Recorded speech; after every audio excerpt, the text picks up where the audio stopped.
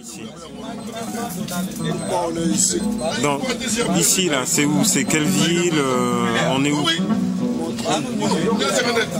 Ici, franchement, bon, dire qu'on est où, ce serait un peu dire, mais là où nous sommes, franchement, c'est l'enfer à travers le paradis.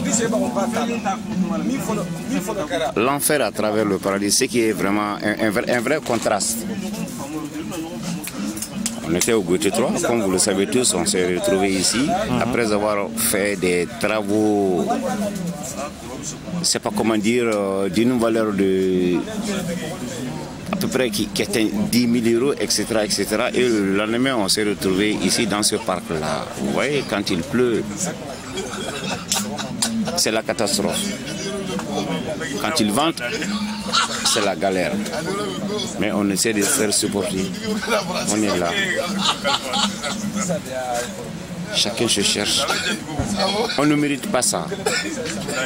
On n'a pas le droit de vivre comme ça, franchement. Mais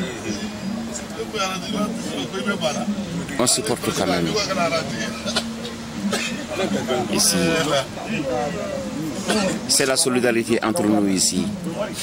Ici, c'est la grande famille. Ici, c'est le grand village. Tout le monde se respecte. On essaie de faire valoir les choses. On ne veut pas autre chose. On ne veut que quelques petits détails seulement. Un petit logement pour avoir une grande fierté, pour asseoir notre orgueil, notre fierté. Il y a les travailleurs, il y a les chefs de famille, il y en a. La plupart travaillent, mais ils vivent dans la rue. Est-ce que ça c'est normal dans un pays renommé, un pays qu'on a toujours qualifié le pays des droits de l'homme? Franchement, c'est un vrai contraste. Franchement, c'est une vraie contradiction. On ne comprend plus rien. Moi, personnellement, je ne reconnais plus la France.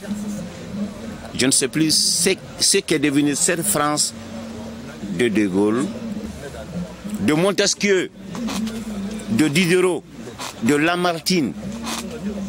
Je ne reconnais plus cette France-là. Alors, qu'on essaie de voir. Avant de venir ici, j'avais une certaine idée de la France. Franchement, la France de nos grands-pères, la France de nos papas, j'avais cette idée-là, mais ce n'est plus cette même France. Je ne sais même pas si la France dérape ou bien si ce sont les politiques qui dérapent. Quand vous dites la France, est-ce que c'est la population qui dérape?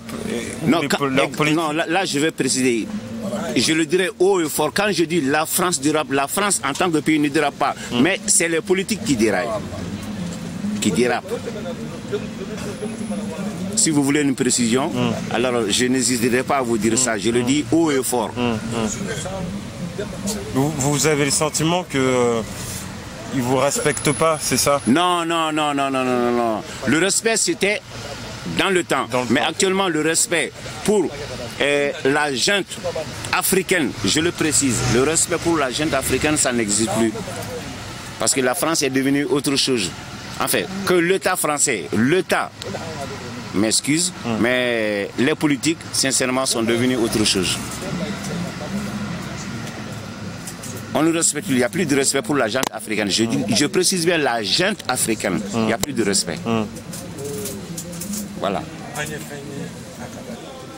Mais les Français d'autochtones, les Français de souche, quand même, ceux qui savent ce que c'est que l'humanité, ceux qui savent ce que c'est que la vie, sincèrement, ont une autre pensée. La preuve, à longueur de journée, on reçoit des aides ici, on reçoit des dons, on vient nous voir, on compatit avec nous.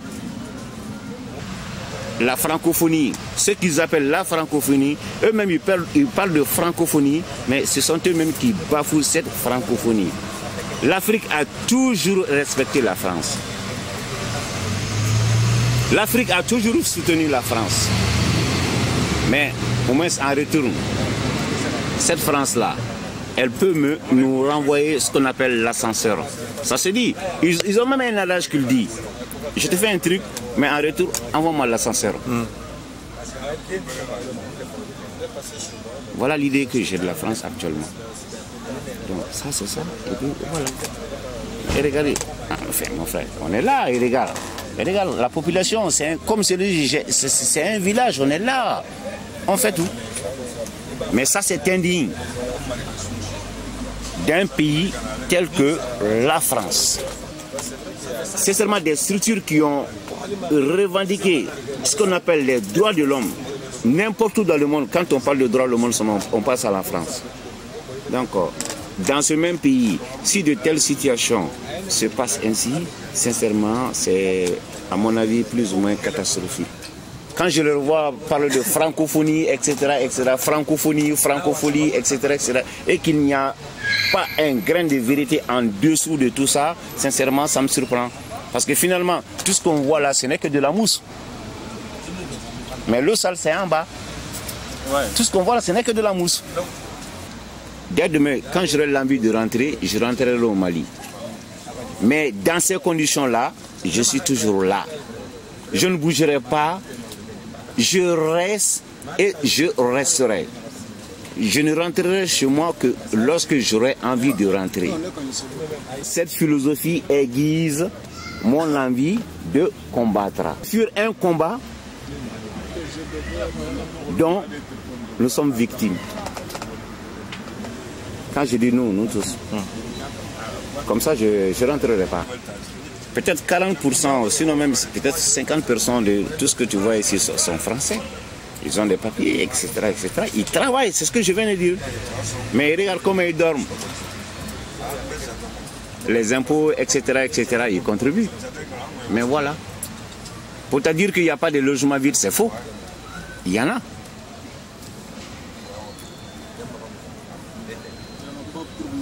Alors. Il n'y en a pas pour vous. Exactement, il n'y en a pas pour nous. Vous n'êtes pas assez français.